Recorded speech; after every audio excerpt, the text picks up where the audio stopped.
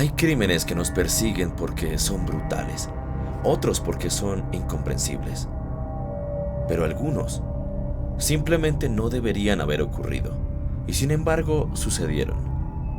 La historia de Menas Zaman no es solo la de un asesino, es la historia de una mentira prolongada, una vida falsa tejida con cuidado, y una bomba de tiempo que estalló donde menos lo esperaban, en un servidor de Discord. Durante casi 4 años, Menas fingió ser alguien que no era. Y cuando su mundo ficticio comenzó a derrumbarse, no huyó. Decidió arrastrar con él a toda su familia. Esto no es solo un relato criminal, es una advertencia, porque a veces el verdadero terror no aparece gritando en la oscuridad, sino en silencio, detrás de un avatar cualquiera. Menas Zaman vivía en Markham, Ontario, una zona tranquila de Canadá, junto a su familia, su madre, su padre, su abuela y su hermana mayor. A simple vista era un joven común, discreto, educado, inteligente. Según su familia, estudiaba ingeniería electrónica en la Universidad de York. Era su orgullo. Les decía que le iba bien, que cada semestre avanzaba, que su graduación estaba cerca. Pero la verdad era otra. Menas nunca había aprobado un solo semestre. De hecho, ni siquiera estaba inscrito en la universidad desde hacía años. Cada día fingía salir a clase, se subía al bus, caminaba, pasaba horas en centros comerciales, bibliotecas o simplemente deambulando. Y luego regresaba a casa, diciendo, todo bien. Pero la culpa no era lo que lo perseguía. Lo que realmente le pesaba era que la mentira ya era demasiado grande para detenerse. Mientras su familia creía que estaba estudiando, Menas pasaba la mayoría de su tiempo en Discord, en comunidades de memes y chats de videojuegos. Allí, bajo el nombre de Menas o Menas Murder, era conocido como un tipo callado, pero constante. Participaba en bromas, compartía imágenes, comentaba en debates. Muchos usuarios lo conocían, pero nadie lo conocía a fondo, nadie lo conocía de verdad. Hasta que un día comenzó a hablar en serio, demasiado en serio. En julio de 2019, Menas empezó a escribir mensajes extraños. Primero, indirectas. Este será mi último mes. Después, frases más claras. Estoy harto. No puedo seguir mintiendo. Y finalmente, una confesión. Mañana voy a matar a mi familia. El 27 de julio de 2019, Menas se despertó como cualquier otro día. Subió al baño, esperó a que su madre estuviera sola, la atacó con una barra de metal hasta que dejó de moverse.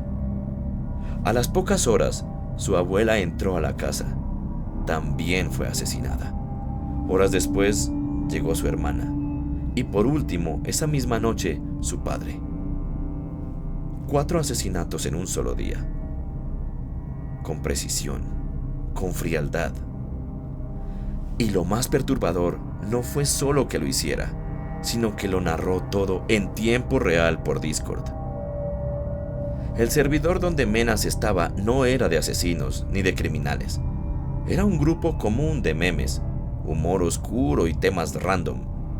Pero ese día el tono cambió. Menas escribió: he cometido los asesinatos. Empecé con mi madre, después mi abuela, luego mi hermana. Estoy esperando a que mi padre llegue para matarlo también. Adjuntó una foto, una imagen clara, cruda, de su madre sin vida.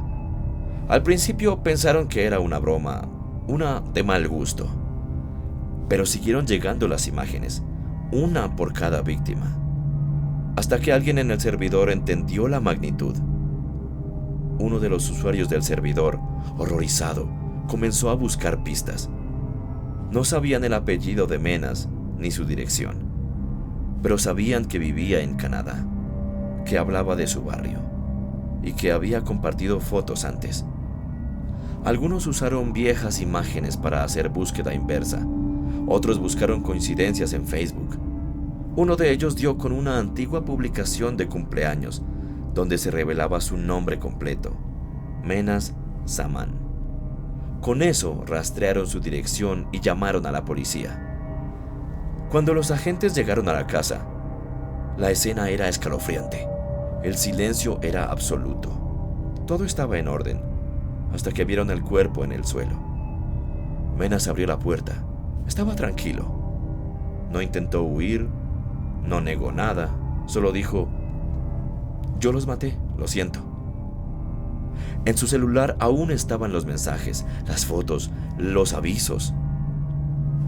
Durante el juicio, Menas nunca cambió su historia. Nunca culpó a nadie más.